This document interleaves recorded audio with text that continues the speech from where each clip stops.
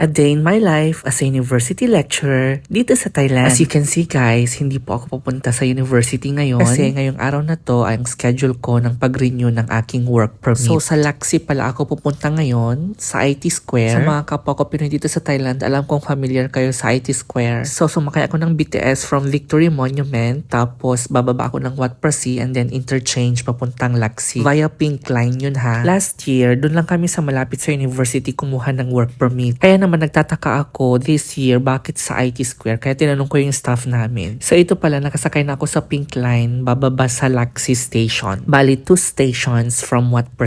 Mag-bolt sana ako from Victory to Laksi kaso ang mahal. Kaya nag-train na lang ako and napaka-convenient naman. Yun yung isa sa mga gustong-gusto ko dito sa Thailand kasi napaka-convenient ng transportation. Pagbaba pala ng Laksi Station, konting lakad na lang. May mga walkway naman papunta sa IT Square. And itong IT Square ay mall pala siya, and tapos yung immigration sa labor office ay nasa 3rd floor. And ang work permit pala ngayon ay card na, hindi na yung booklet na blue. And I'm so happy na meet ko ngayong araw si ate/Ajan Richel. Same kami ng university pero sa Salaya branch siya. O diba, super pretty na Ajan. And super nakakahiya kasi nilibre pa niya ako ng drink. Thank you Ajan, and see you around po sa campus. Sobrang dali lang kumuha ng work permit ngayon. Parang wala pang 10 minutes tapos na kami. Basta naka-apply na online and everything, madali na lang kapag. So mga around 11:30 na ito kasi nagchikan pa kami na Ate Richel. So nag-train ulit ako Pink Line from Laksi Station to Wat Phra sa Sukhumvit Line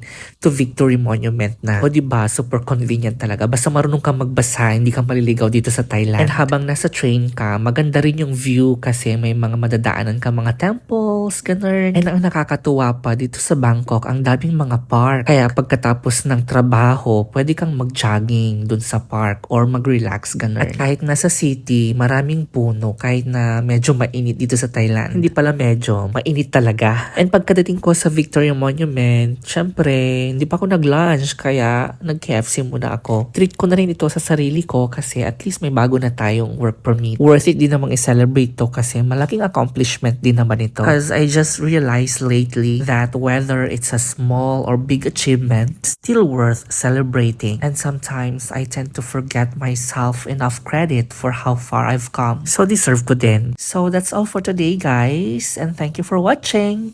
See you in my next mini vlog. Bye!